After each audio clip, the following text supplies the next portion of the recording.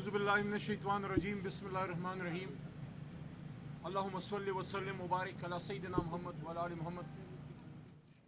आज पाकिस्तान की तारीख़ का एक बहुत बड़ा और अहम दिन। हमारा मुल्क हमेशा मुख्तलिफ़ किस्म की मुनाफ़रतों का शिकार रहा।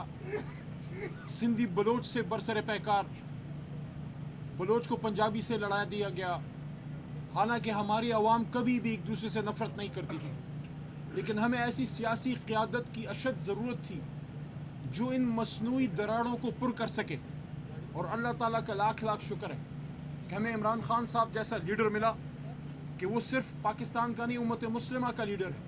लेकिन उन्होंने इतना बड़ा फ़ैसला किया कि मुल्क की सबसे बड़ी जमात, सबसे ज़्यादा वोट लेने वाली जमात और सबसे बड़ा लीडर, एक ऐसे सूबे से जिसको हमेशा महरूम रखा गया, वहाँ के एक बहुत तगड़ी तवाना आवाज़ करने के लिए कि उनकी अपनी एक अहमियत है, उनकी अपनी एक ज़रूरत है, पाकिस्तान के लिए लाज़िम व मलज़ूम है। लेकिन सियासतदानों का काम है और कौम अपनी फ़ौज, अपने इदारों के साथ यकजान दो कालब खड़ी है।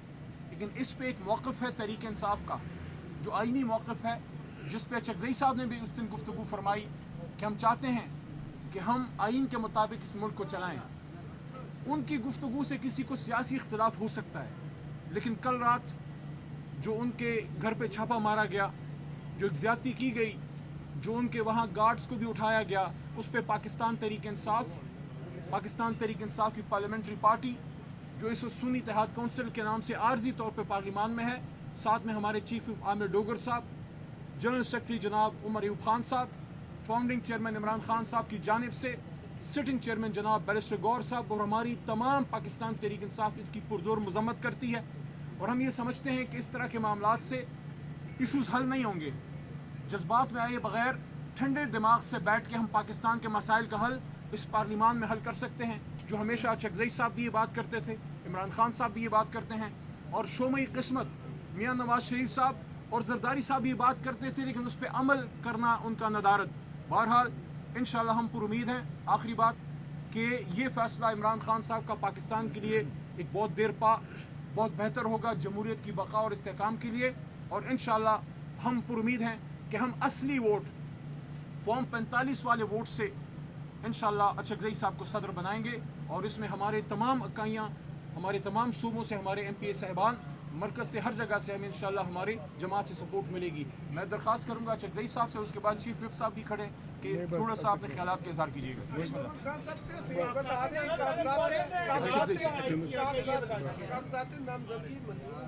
रद्द करने के लिए कि उनकी अपनी एक अहमियत है, उनकी अपनी एक ज़रूरत है, पाकिस्तान के लिए लाज़िम व मलज़ूम है। लेकिन सियासतदानों का काम है और कौम अपनी फ़ौज, अपने इदारों के साथ यकजान दो कालब खड़ी है। लेकिन इस पे एक मौक़िफ़ है तहरीक इंसाफ का, जो आइनी मौक़िफ़ है, जिस पे चकज़ई साहब ने भी उस दिन गुफ्तगू फरमाई कि हम चाहते हैं कि हम आइन के मुताबिक इस मुल्क को चलाएं। उनकी गुफ्तगू से किसी को सियासी इख्तिलाफ हो सकता है, लेकिन कल रात जो उनके घर पे छापा मारा गया, जो ज़्यादती की गई, जो उनके वहाँ गार्ड्स को भी उठाया गया, उस पर पाकिस्तान तहरीक इंसाफ की पार्लियामेंट्री पार्टी, जो इस सुन्नी इत्तेहाद कौंसिल के नाम से आर्जी तौर पर पार्लिमान में है, साथ में हमारे चीफ आमिर डोगर साहब, जनरल सेक्रेटरी जनाब उमर अयूब खान साहब, फाउंडिंग चेयरमैन इमरान खान साहब की जानिब से सिटिंग चेयरमैन जनाब बैरिस्टर गौर साहब और हमारी तमाम पाकिस्तान तहरीक इंसाफ इसकी पुरजोर मजम्मत करती है। और हम ये समझते हैं कि इस तरह के मामलात से इशूज़ हल नहीं होंगे। जज्बात में आए बगैर ठंडे दिमाग से बैठ के हम पाकिस्तान के मसाइल का हल इस पार्लिमान में हल कर सकते हैं, जो हमेशा चकज़ई साहब भी ये बात करते थे, इमरान खान साहब भी ये बात करते हैं, और शोमई किस्मत मियाँ नवाज शरीफ साहब और जरदारी साहब भी ये बात करते थे, लेकिन उस पर अमल करना उनका नदारद। बहरहाल इंशाल्लाह हम पुरुमीद हैं, आखिरी बात, कि ये फ़ैसला इमरान खान साहब का पाकिस्तान के लिए एक बहुत देर पा बहुत बेहतर होगा जमहूरियत की बका और इस्तेहकाम के लिए। और इंशाल्लाह हम पुरुमीद हैं कि हम असली वोट फॉर्म 45 वाले वोट से इंशाल्लाह चकज़ई साहब को सदर बनाएंगे। और इसमें हमारे तमाम इकाइयाँ, ہمارے تمام صوبوں سے ہمارے ایم پی اے صاحبان مرکز سے ہر جگہ سے ہمیں انشاءاللہ ہماری جماعت سے سپورٹ ملے گی. میں درخواست کروں گا چکزئی صاحب سے, اس کے بعد چیف وپ صاحب بھی کھڑے کہ تھوڑا سا اپنے خیالات کا اظہار کیجیے گا. بسم اللہ.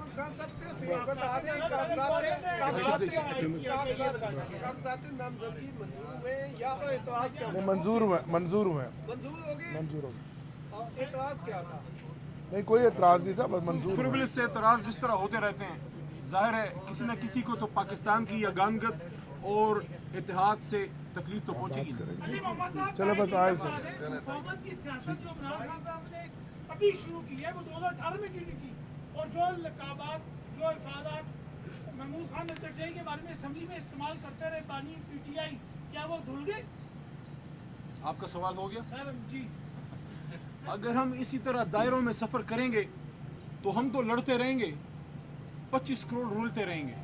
آج عمران خان نے, اور میں آپ سب سے درخواست کرتا ہوں, پچھلے 25-30 سال میں جو سب سے بڑا مضبوط میسج کسی بھی بڑے سیاسی لیڈر نے اسیری کے دنوں میں زندان سے دیا وہ عمران خان نے دیا, کہ جب میں اور میرے بڑے بھائی جناب عامر ڈوگر صاحب اور ہمارے انتہائی محترم سردار لطیف کھوسا صاحب, بھائی جان آپ کی توجہ چاہ رہا ہوں, جب ہم جیل میں جناب عمران خان صاحب سے ملنے گئے بھائی, تو انہوں نے 200 دن کی اسیری کے بعد اور بدن میں گولیاں کھانے کے بعد اور اپنے گھر پہ ذاتی حملے ہونے کے بعد اور 1500 سال میں ہمیشہ زنا جو ہے وہ ایک قابل نفرت اور قابل تعزیر جرم ہوتا تھا, نکاح میں سزا پانے کے بعد 1500 سال کی تاریخ میں پہلی بار کسی مسلمان کو نکاح کرنے پہ سزا ملی ہے.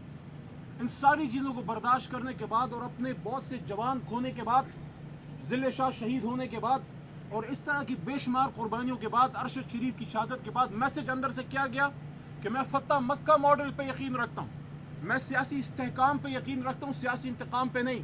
اور دوسری بات انہوں نے یہ کی کہ میں چاہتا ہوں کہ جس طرح غیر مسلموں نے حضور نبی کریم صلی اللہ علیہ وسلم کی فتح مکہ ماڈل کو لے کے اپنے ملک ٹھیک کیے, اور مثال انہوں نے دی نیلسن منڈیلا صاحب کی کہ انہوں نے ٹروتھ اینڈ ریکنسیلیشن کمیشن بنا کے ملک کو آگے لے کے گئے.